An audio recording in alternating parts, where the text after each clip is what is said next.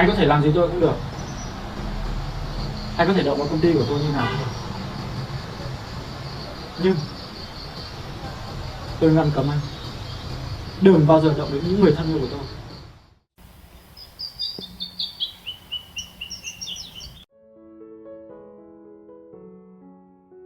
The golden hues of dusk settled over Bissy Thin's rural home, a modest sanctuary tucked amidst rolling hills, where the air carried the earthy scent of freshly chopped firewood and the faint cluck of chickens settling into their coop. Ly Tu Diep stood by the outdoor kitchen, her hands deftly stirring a pot of rice in an electric cooker, the steam rising in soft wisps against the cool evening breeze. James, having just finished splitting logs for the fire and feeding the chickens, wiped his brow and approached her with a warm smile. "Need help with the vegetables, Diep?" he asked, rolling up his sleeves. She glanced at him, her eyes softening. "The rice is almost done in the cooker. I've got it handled. But if you'd like to cook the greens or anything else, that'd be great." James nodded, stepping closer to the unfamiliar gas stove. "I'll take care of it. I've never used one of these before, but I'll figure it out." With careful hands, he lit the stove, the blue flame flickering to life, and began sautéing a mix of greens and herbs, the savory aroma filling the air. When the meal was ready, a simple spread of rice, stir-fried vegetables, and a small bowl of fish sauce, they sat down to eat under the dim glow of a lantern. James glanced around, then asked, "Where do you keep the cooking oil, Diep?" She pointed to a small jar on a shelf. "Right there. Thanks for helping, James." Later that evening, James sat with his mother in their family home. A cozy space in the city outskirts, the walls adorned with faded photos of harvests past. The air was tinged with the scent of jasmine tea as they sipped from steaming cups, the tension between them palpable. James leaned forward, his voice low. "Hong and I are facing a problem with tien company. Their natural wood prices spiked by 10 to 15%. It's eating into our profits. We're even losing money now." His mother frowned, setting her cup down. "Why the sudden increase?" James sighed, running a hand through his hair. "The market price for wood hasn't gone up, but tien just got a new chairman. I think they're taking advantage of our long-term partnership to gouge us. Hong's looking for other suppliers, and I'm digging deeper to decide if we should end the contract." His mother nodded, her expression firm. "If there's no profit, it's not worth continuing. You could source wood directly from local farmers instead of going through a company." James agreed. "That's what I'm thinking. There are plenty of other options out there." The conversation shifted to Diep, and his mother's eyes softened with concern. "How's Diep doing?" James smiled faintly. "I called her this morning. She's helping Bissy Thin with the pigs and doing small chores around the house. She's settling in well, getting used to you and the family." His mother exhaled, her worry easing slightly. "That's good to hear. I've been so anxious for her. I'll visit her in a day or two." James nodded. "I can drive you, or we'll arrange for someone to take you. It's a bit far." He paused, his tone darkening as he changed the subject. "There's something else.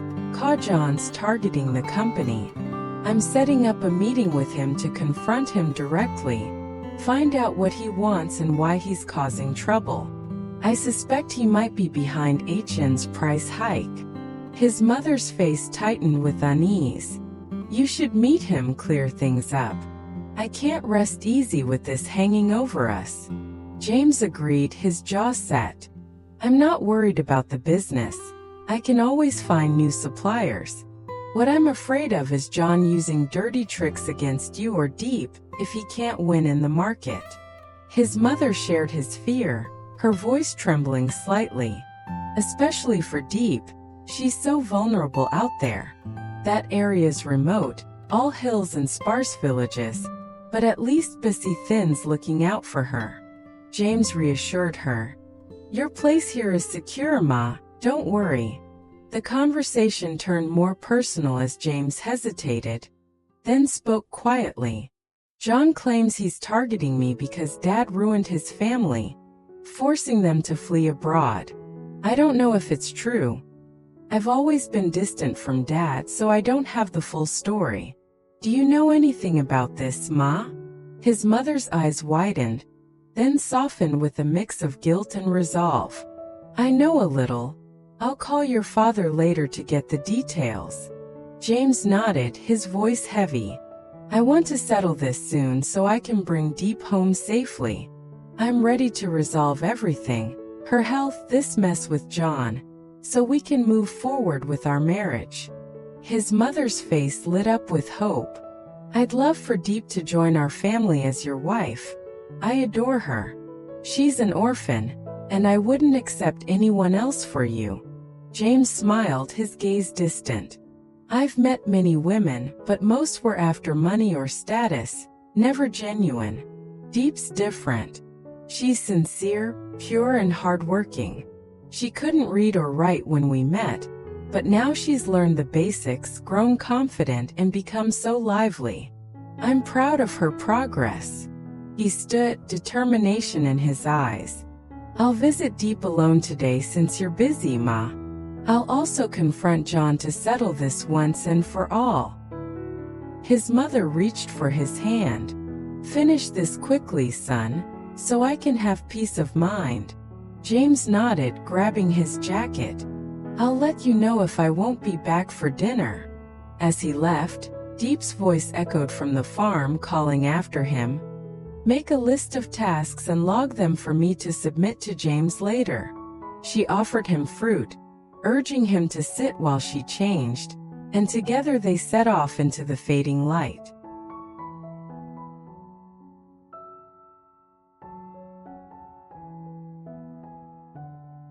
The late afternoon sun dipped low, casting long shadows over the rugged countryside as James drove his weathered truck along a winding dirt path, the engine humming softly against the backdrop of chirping crickets.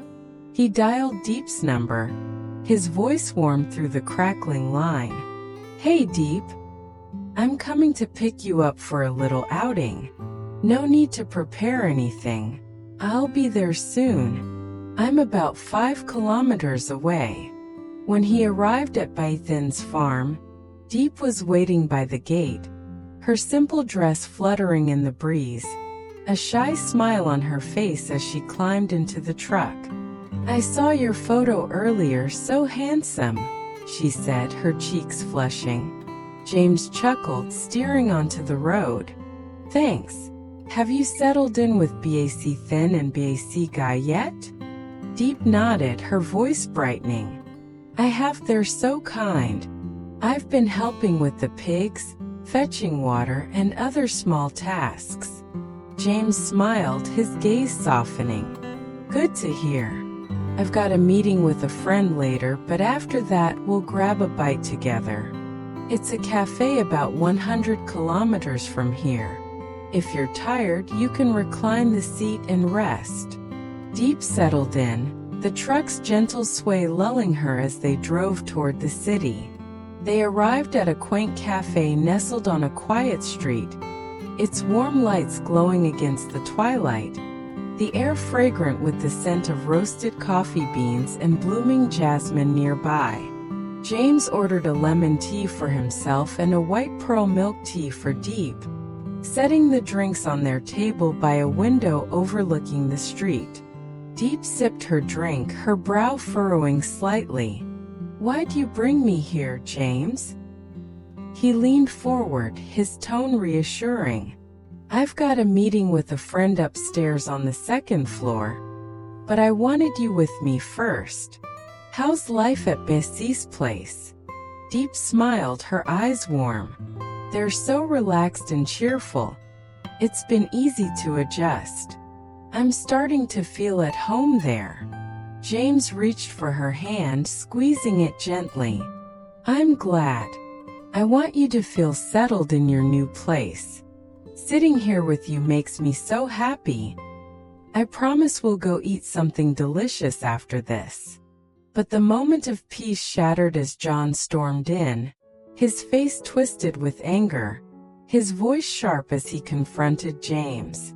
"What do you want, John?" James asked, his tone steady but cold. John's eyes narrowed, his voice dripping with venom.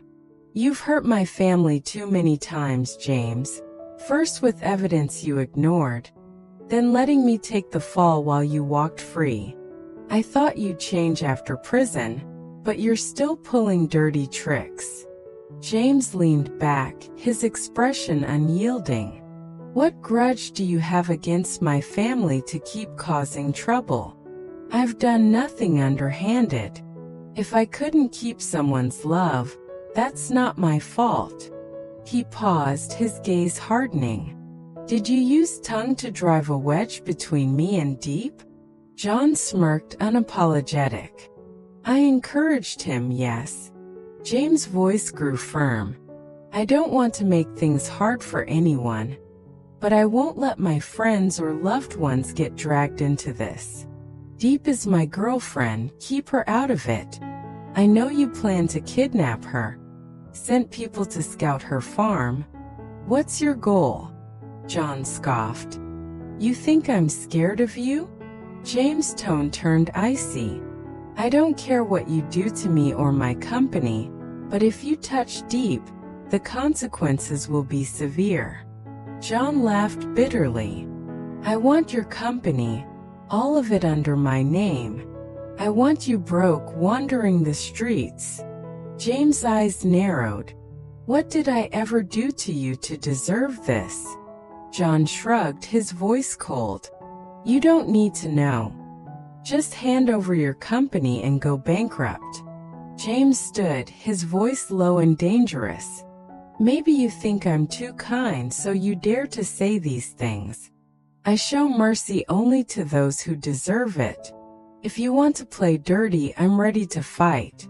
Don't ever touch my loved ones or you'll regret it. I put you in prison once, I can do it again." He turned to leave, his final words cutting through the tense air. "I've got nothing more to say to you. If it's a battle you want, I'll face you head on." John shouted after him, his threats echoing as James led Diep out, his grip on her hand protective and unyielding.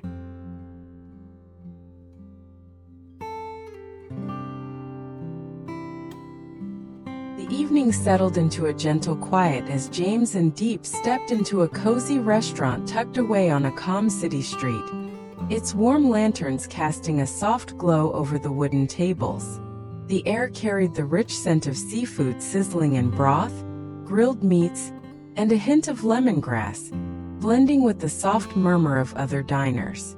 James had booked a table at 5 p.m., and they were guided to a corner spot by a window, where the city lights flickered faintly outside. Diep looked around, her eyes catching the gleam of polished wood and delicate dishes, a small smile tugging at her lips. "Why didn't you bring Ma?" she asked, settling into her chair. James shrugged, easing into his seat. "She's busy with some new company software. It's just us tonight. I like this place. It's nice, comfy, and the food's pretty good." A waiter arrived with a steaming hot pot, brimming with seafood, beef, and chicken, the broth bubbling with a spicy aroma. James gestured toward it. "Here's the octopus, some shrimp, beef, and chicken. Let's wipe the bowls, then you can toss stuff in. Beef cooks fast. Once it boils, we're good. I'll add a couple of shrimp." He ordered drinks. 2 Cokes with ice, or Pepsi if that's all you've got. The waiter nodded, returning with Pepsi, which James took with a casual nod. As the broth simmered, sending up lazy curls of steam, James leaned back, his voice mellow. "First time bringing you here, Diep. I've eaten here a couple times back when I visited Vietnam, liked it a lot. Should have brought you sooner, but work's been crazy." Diep sipped her drink, her tone soft. Without you, I'd never have tried food like this. James gave her a small smile, his hand brushing hers. We'll do this more often, you'll see. Diep dipped a slice of beef into the pot, waiting a moment before tasting it, her face brightening. It's nice, spicy and a bit tangy. James nodded, pointing to a piece of squid. Try the squid. I'm into seafood. The octopus is good too, especially with the chili sauce. They ate slowly, the clink of chopsticks a quiet beat between them.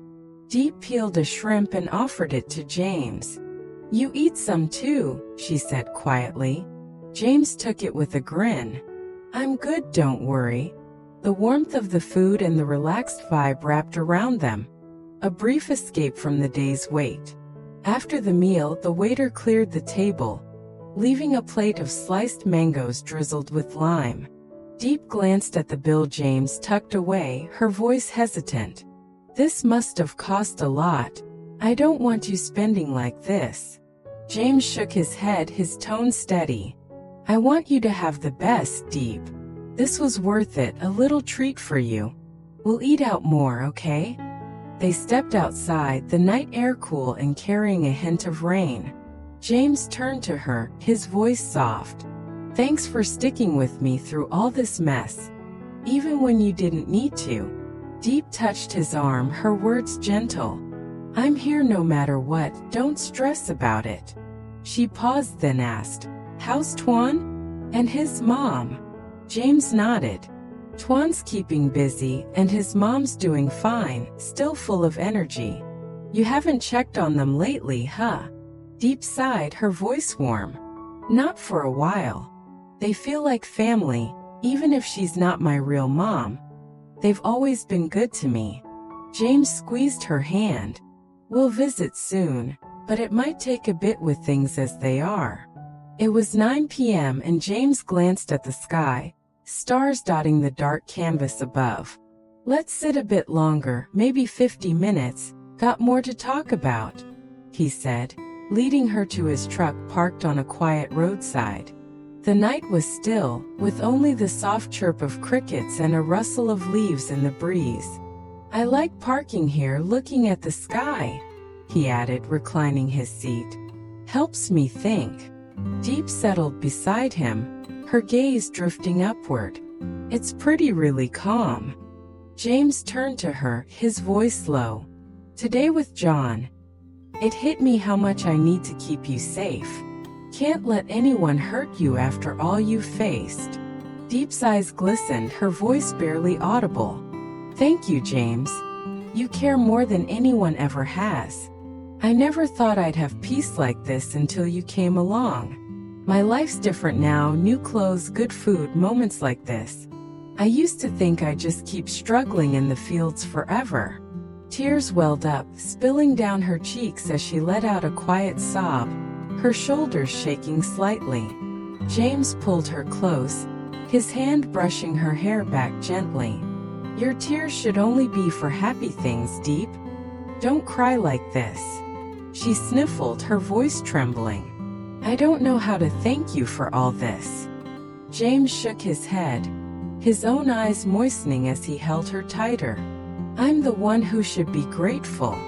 I've dragged you into trouble, pain, and worry with all this. You've stuck by me through it all. He lifted her chin, his gaze firm. I promised your tears would only be for joy, and I'll make sure of it. Diep managed a small smile, wiping her eyes. I trust you, James, I know you will. They sat in silence, the stars above a quiet witness to their moment. James broke the stillness, his tone reflective. You know, Diep, I've always been all about work, company, success. But with you, I've learned to slow down, see the good in little things, like this sky or a meal together. Diep leaned against him, her head on his shoulder. And you've shown me I can dream, believe in a better life. I thought I'd be stuck in hardship forever, but you changed that. James pressed a gentle kiss to her forehead, his voice a soft vow. We'll build that life together, Diep. No matter what John or anyone throws at us. I'll fight for you, for us. He paused, glancing at the horizon. Maybe we'll get a little place like this someday, quiet just for us. Diep nodded, her voice a whisper. I'd like that. The night stretched on, their hearts entwined under the vast sky, a fleeting peace before the storms ahead.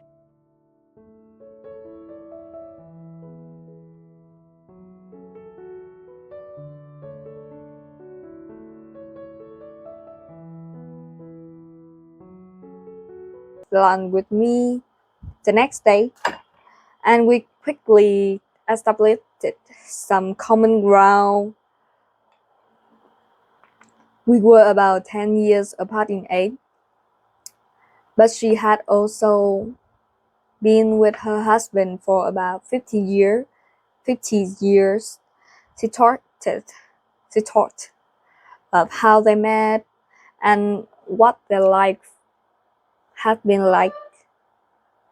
And I could tell by her stories and the warmth of her tone of voice that she, too, had a happy marriage.